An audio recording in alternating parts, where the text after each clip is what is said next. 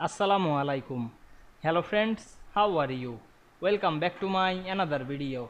In this video I am going to show you how to remove footer from all pages in Excel. Let's get started.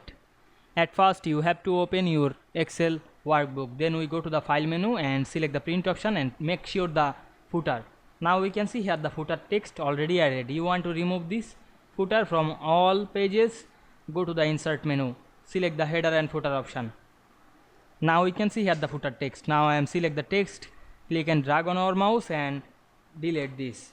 Then click the page in middle and go to the view menu, select the normal option. Then again go back the file menu, click the print option and check the preview. We can see we remove the footer from all pages easily. I hope you enjoyed my video.